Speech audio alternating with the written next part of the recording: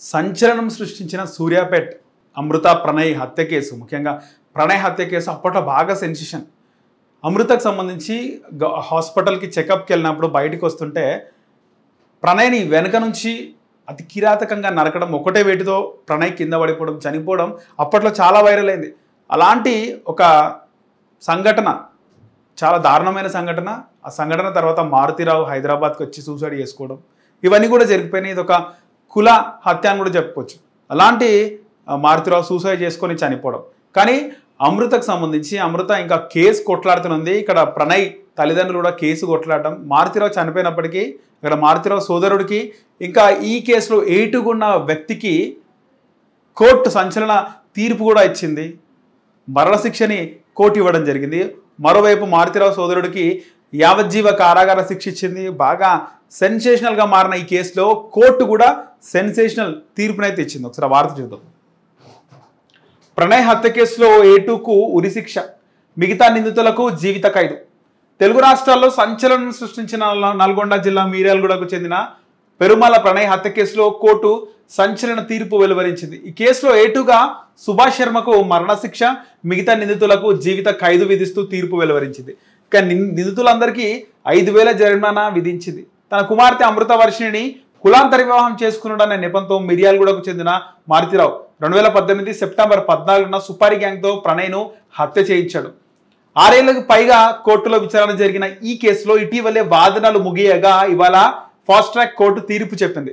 మొత్తం 8 మంది నిందితులు. ఈ కేసులో పోలీసులు మొత్తం 8 మంది నిందితులుగా పేర్కొంటూ 2019లో ఛార్జ్ షీట్ దాఖలు చేశారు. మొత్తం ఈ చంపిన నిందితుల్లో 8 మంది ఉన్నట్లుగా కోర్టుకి సంబంధించి చూద్దాం ఒకసారి డీటెయిల్స్. బీహార్కి చెందిన గ్యాంగ్ సుభాష్ శర్మ A2గా ఉన్నాడు. ఇక A3గా అస్గర్ అలీ, A4గా అబ్దుల్ భారీ, A5గా అబ్దుల్ కరీం, A6గా అమృత బాబాయ్ శ్రవణ్, A7గా శివ, A8లుగా నదీంలు ఉన్నారు. సో A8గా నదీంలు ఉన్నారు.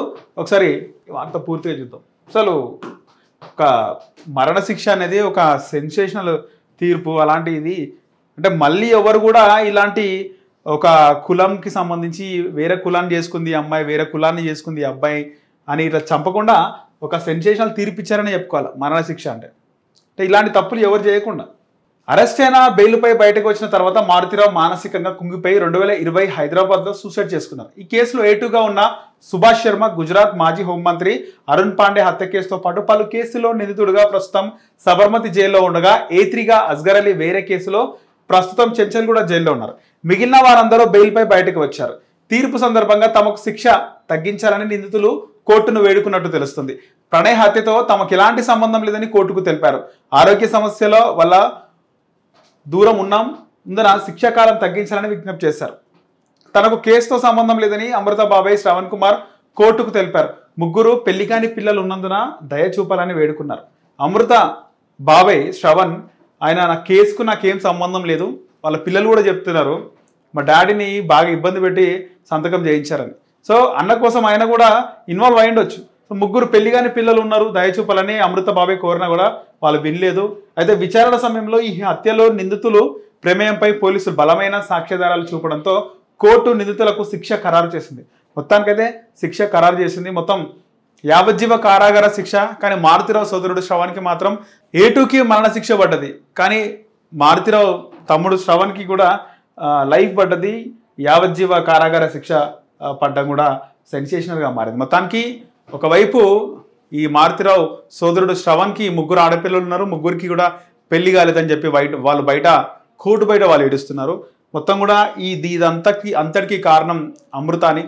అమృత ఒక్క తప్పు చేయకపోతే అంటే ఆమె ఇలా వేరే కులానికి చెందిన అబ్బాయిని ప్రేమించి పెళ్లి చేసుకోకపోతే కనుక అబ్బాయి చనిపోయేవాడు కాదు, మా బాబాయ్ ఆయన మారుతిరావు గారు చంపించేవాడు కాదు, అటు ఆయన చనిపోయేవాడు కాదు, ఇటు మా నాన్నకు కూడా ఇలాంటి శిక్ష పడేది కాదని చెప్పేసి అమ్మాయిలు అయితే ఏడుస్తున్నారు. సో మొత్తానికి ఇది ఒక సెన్సేషనల్ తీర్పు అని అనుకోవచ్చు మనం.